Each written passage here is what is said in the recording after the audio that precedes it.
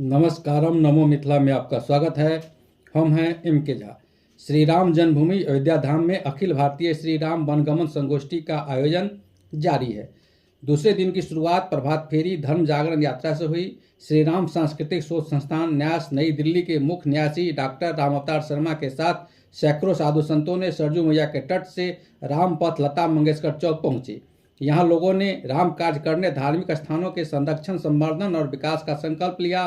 प्रथम सत्र में शर्मा ने राम तत्व की विवेचना रामायण के पात्रों के दृष्टिकोण से की। पिता दशरथ जी, गुरु विश्वामित्र जी, गुरु वशिष्ठ जी, तीनों माता सीता जी, लखन जी, भरत जी, हनुमान जी, केवट निषाद राज, अगस्त मुनि, शबरी माता के राम, सुग्रीव के राम, जटायु के राम, हनुमंत के राम, विभीषण के राम, नल लीन के राम, लंका में राम, राजा राम, वाल्मीकि जी के राम, लव कुश के राम, प्रजापालक राम, सर्वोच्च आदर्श राम, अनेक पात्रों के नजर में राम विभिन्न व्यापकता पर प्रकाश डाला गया। दूसरे सत्र में रामायण कालीन सरोवर, नदी, तालाब, पहाड़, पठार, ऊंची पर्वत, झरना, जंगल और कठिन वनगमन के मार्ग के बारे में बताया गया। तीसरे सत्र में जिज्ञासा, प्रश्न, समस्या, समाधान प्रस्तुत किया गया। वहीं वनगमन यात्रा की सफलता पर शोध पर डॉक्टर राम अवतार शर्मा को धन्यवाद दिया गया। चौथे सत्र में धनुषधारी की धनुर्विद्या का प्रदर्शन दिखाया गया, जहाँ धनुषवीर ने शब्दभेदी बाण का अनोखा प्रदर्शन कर आंखों पर पट्टी बांधकर प्रदर्शन किया। सीता संवाद आध्यात्मिक एवं साहित्यिक यात्रा के निदेशक आग्नेय कुमार ने प्रश्नोत्तरी कार्यक्रम में सीता जन्मभूमि क्षेत्र के पंचतीर्थ स्थल की संपूर्ण जानकारी दी। साथ ही मिथिला क्षेत्र के कई स्थल का वर्णन शोध में न होने पर चिंता व्यक्त की। साथ ही विवाह गमन यात्रा करने का अपना प्रस्ताव प्रस्तुत किया।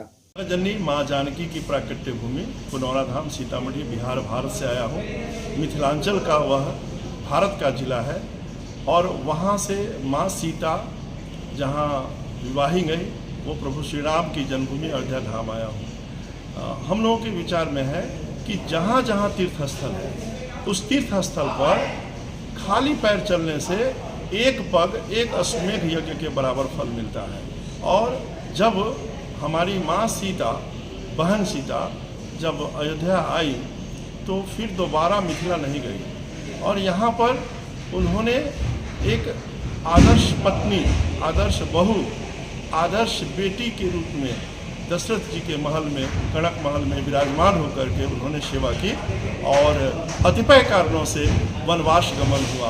वनवास गमन के बाद जब वो लंकापति रावण उनका जब अंत हुआ तो फिर दोबारा वहाँ आकर के और जब राज्याभिषेक हुआ तो उनको वाल्मीकि आश्रम में लवकुश का उन्होंने पालन किया। तो जब जगत जननी माँ सीता स्वयं खाली पैर वनगमन की है, कांटे चुभे हैं, दर्द हुए हैं, उनको कष्ट हुआ है, तो हम चप्पल पहन के यात्रा क्यों करें। इसलिए हम अपने श्री राम शोध सांस्कृतिक शोध संस्थान के न्यासी परम संत गुरुवर राम अवतार जी के सानिध्य में 2 दिवसीय अखिल भारतीय संगोष्ठी में यहाँ शामिल हुए।